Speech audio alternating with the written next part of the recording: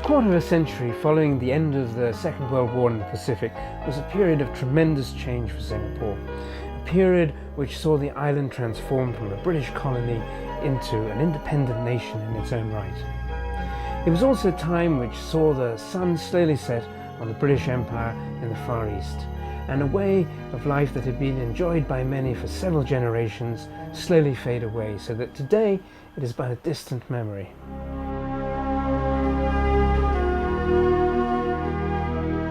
The fall of Singapore in February 1942 was, in the words of Sir Winston Churchill, the worst disaster and the largest capitulation in British military history.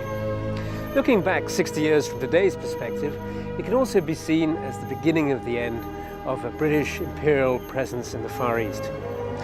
But what was it actually like at the time? How is it experienced on the ground, so to speak, from the point of view of Singaporeans who had to endure those 3.5 years of Japanese occupation?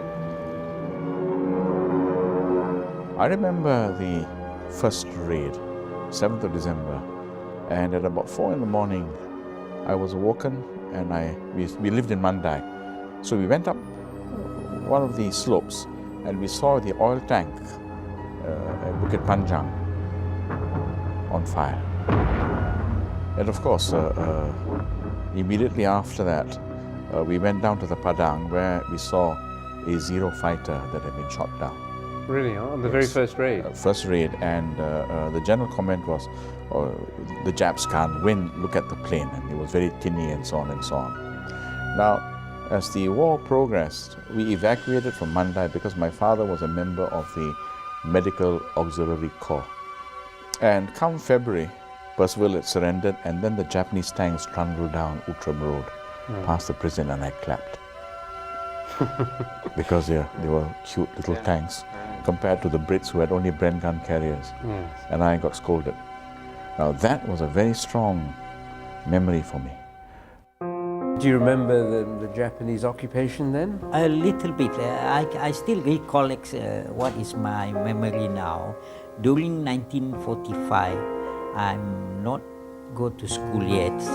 So we are living in the kampung, in Gelang area. I can feel the suffer during that Japanese occupation.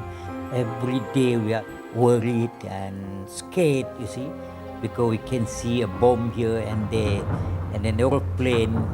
So when the Japanese start to attack, so everybody rushing under the house go as a shelter like that. So I can feel we are suffer during that time. But for me, what was really interesting was the fact that when we went to Japanese school, and we learned Nippongo, we learned kanji, katakana, hiragana, and so on.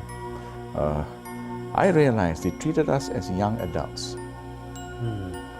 And that educational system that we were put through was something special. We enjoyed it. Now the occupation, I think, for us was a great deal of fun because we were being protected. So my memories really are in a sense a reflection of how elders always make sure that children have the best, even in difficult circumstances. But you know, for the young, tragedy is a remote idea because you don't feel the thing so much. It's only after the occupation that you look back and then you realize the import, the significance of various episodes. We planted vegetables. Right. We looked after goats. Yeah. I mean, it's always remembered as the time when everyone ate ubi kayu leaves. Did you eat ubi kayu leaves? Oh yes, not so much ubi kayu leaves. We ate the sweet potato leaves. You know, that was really nice. And we planted. We had a garden. So in that sense, it was pleasant. So I still remember I passed urine at my kampong that time, where 3 or 4 Japanese soldiers come and threaten me with a bayonet, you know, with a gun and everything. So I really run away, and I feel I don't know where to go. See, in fact, I don't know what is going on actually. I only know Japanese coming and make the life uneasy to everybody. So we cry day and night lah. scared. We don't feel we are survived that time. So it must have been a bit of a relief when the British returned. Can you remember that particular time? Oh yes, when the Japanese surrender, we know British will come up. Because during the Japanese we eat tapioca only, we cannot get rice. So when the British coming, so we feel we are survived and we feel we are really, get what we want. That is the time the bride is there. So the occupation really has got three layers. Recall of the immediate experience, and then the gradual realization of what it meant, and finally the intellection that you bring to bear on the past as you see it. But for me, all three layers are interlinked and are important. And while I would like to say no one to have go through that experience, there was a great deal that came from it. There used to be a place very like this just around the corner where I lived as a boy. That was off Bradle Road. And there was a curious thing about that shop, because serving behind the counter there was an Ang Mo boy. He was about 15 or 16 then, and he didn't speak a word of English, just Hokkien and Cantonese. Good morning. Good morning, I'll have that please. Naturally, my mother was very curious by this state of affairs, so she sent our old black and white Cantonese armour down to make inquiries. And the story was this. During the fall of Singapore, the proprietor of the shop was passing a bombed out house and he heard the sound of a baby crying, so he went in and found this European infant in the rubble, parents presumably dead under the rubble. So naturally, the good man that he picked up the baby and took it back to his wife. After the war, they made inquiries about who this child might have been, but to no avail. His relatives overseas probably thought that he'd been killed along with the bomb that killed his parents. So he raised the child as his own and sent him to local schools, and that's how he got to be serving there. I wonder what happened to him. When the British returned in September 1945, the vast majority of Singaporeans took to the streets and cheered. As historian Mary Turnbull has observed, the British regime was genuinely welcomed back because it was benign. Its weaknesses were sins of omission, its memory was not marred by cruelty or dragooning the population. And when Supreme Commander of the Allied Forces, Lord Mountbatten, took the Japanese surrender on the steps of City Hall, all those who had gathered on the Padang rejoiced in the thought that the war in Southeast Asia was finally over. But they were mistaken. That was just the first act. There were 15 years or more of conflict yet to come.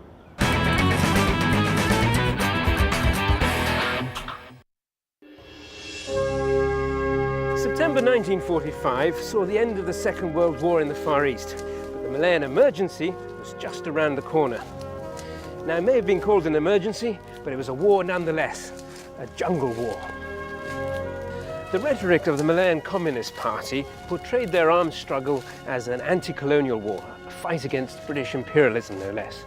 But independence was actually already on the cards. The Atlantic Charter of 1941, signed by Roosevelt and Churchill, had solemnly declared that their two countries, and I quote, would respect the rights of all peoples to choose the form of government under which they will live. And I doubt there were any who saw the return of the British in 1945 as anything but a temporary measure. No, the Malayan emergency was a new kind of struggle, an ideological one, of communism versus the free world. It was the first battle in the Cold War between East and West, and it was the only victory that the West ever won. Many people worried. They thought maybe the communists will come, especially the left-wing party politics start to develop, you see, that time. So we are fierce also. I think the communists were nationalists, but they wanted a communist Malaya. Yes. All right, which is quite different. So there already you have a kind of struggle between the Malays who are royalists, traditionalists, and the communists. You have that one problem. And I think the British were right, really. And then you had the New Zealanders here. You had the Australians who had an air base in Butterworth. and so on and so on. It was a Commonwealth effort, and we needed that because otherwise I think there was a danger we could have gone communist. Or political stability would have taken longer to establish without the British presence, because you really broke the back of the so-called emergency.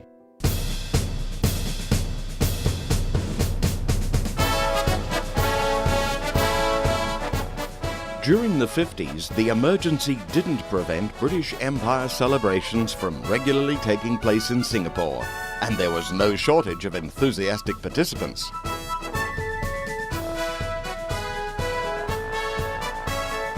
I still remember during the King George VI birthday or any occasion, we, the Malay community, Chinese community, Indian community, we have the procession, in the Istana. So they give us a lorry, and then we decorate the lorry, we make it fancy like a float like that. Go to the Istana, the governor will be there, we just waving like that. So we feel very happy. We can go in Istana and meet the governor, something like that. So I'm still small, so I enjoy. And that time also in the kampung, it's not only Malay kampung, Malay mixed with Chinese and Indian. We are very close.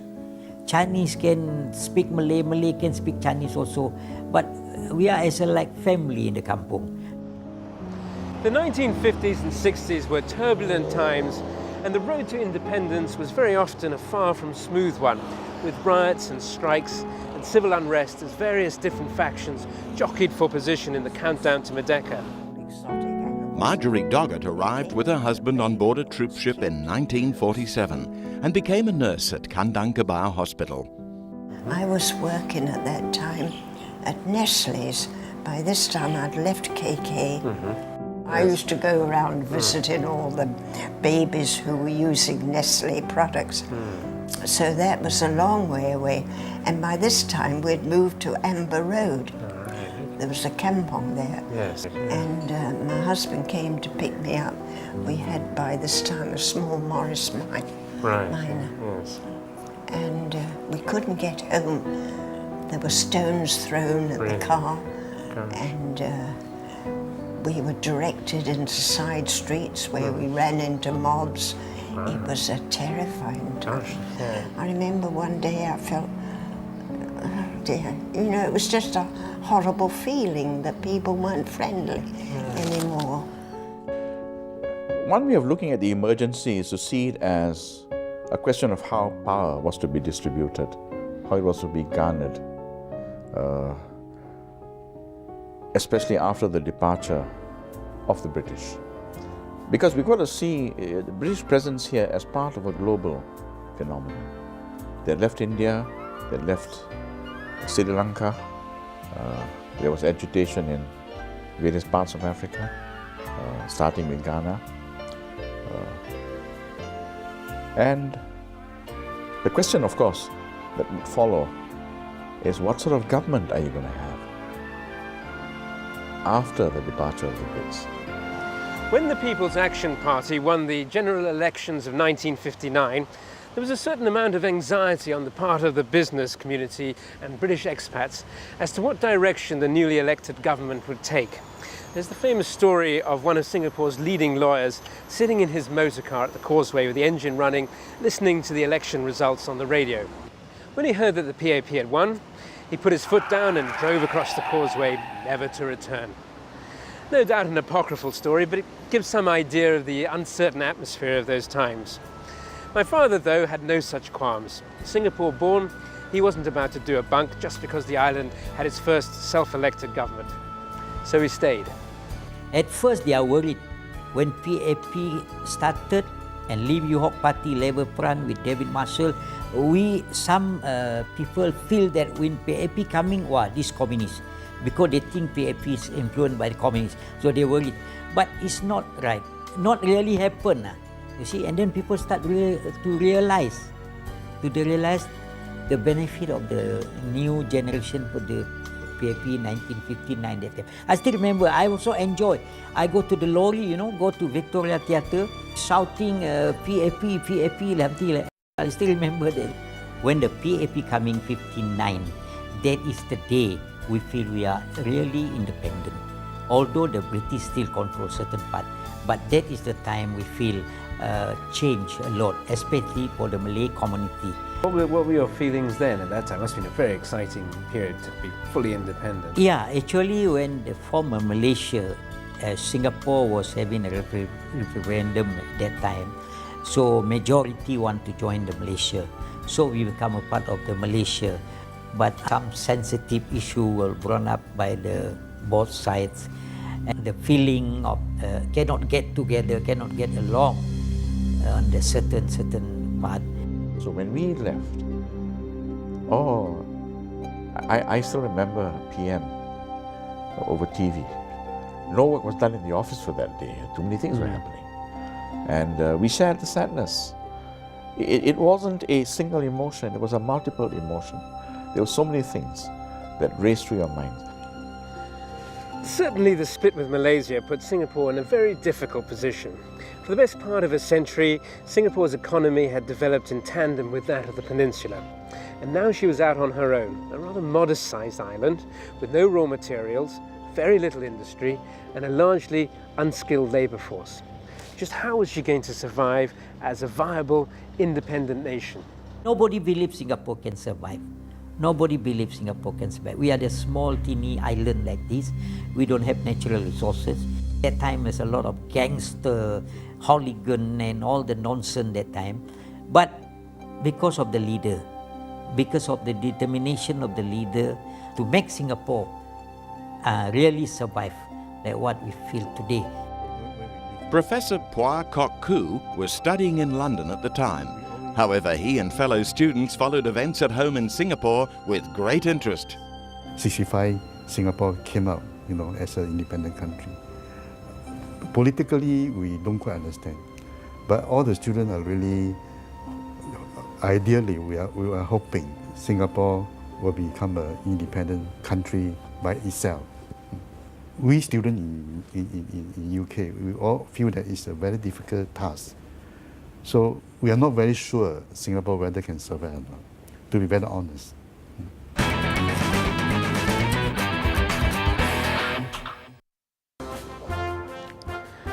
A critical factor in Singapore's immediate survival after the separation with Malaysia was a continued British military presence on the island. It's provided plenty of jobs and kept the economy ticking over just. However, in 1968, following cutbacks in military expenditure in the UK, the last of the British troops packed up their bags and headed for home. Unlike the departure of some other colonial powers in the region, the British withdrawal from Singapore was an orderly and dignified affair. There were parades and military bands and the ceremonial raising and lowering of flags and a great deal of handshaking all round. And of this, I think we can all be proud. But looking back 40 years to the time of the British, just what did they leave behind them other than football and fish and chips? What is the legacy that Britain has bequeathed for modern Singaporeans? 150 years of British rule in Malaya and Singapore. What would you personally pick as the lasting benefits to Singaporean society today? I'd start off by saying that it's not 150 years of rule merely. It's 150 years of presence. First, the language, a tremendous legacy. The English language is capacious. It's got enough in it for you to find yourself in it. The language influences you, but you can also reorientate the language, give it a local habitation and a name. In addition to that, the sense of impartiality, a strong sense of right and wrong, of duty, of responsibility, a good civil service. 3, a sense of justice, of fair play. Now, one can fault this statement about the Brits, but by and large, I think it holds a sense of fair play, of impartiality. Again, in addition to all this, the opportunity for the individual, respect for the individual, and not merely the importance of individuality, but at the same time of being part of a team. Now, these are some of the qualities really that the Brits left to us, and these are precisely the qualities that you need, especially in a multiracial society that is small, that has to develop all its talent, its people. Because remember, what I've just said are people things. And in the end, Singapore is about people. And that legacy, which we have strengthened by elements from our own cultures, I think underpins Singapore's development to date, and it will also take us, that spirit, into the future. Singapore has now had 39 years of independence, and what better way to wind up our second series than to be at the biggest party of the year. Happy 39th birthday, Singapore, and may you have many, many more of them. Cheers.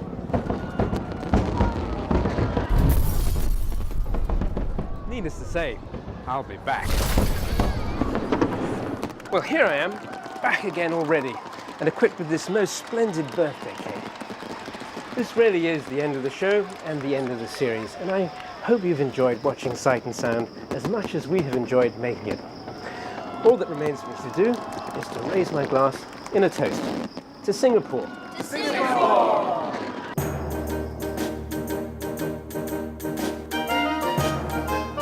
Today, Chinatown is crowded with foreign tourists, but back then it might as well have been a foreign land as far as the British were concerned. Sorry, I got distracted. This really is the last of the show. Forget it. He wasn't going to do a bunk just because the island had its first popularly, forgot the bloody word. Was it self-elected? Not popularly. Self-elected government.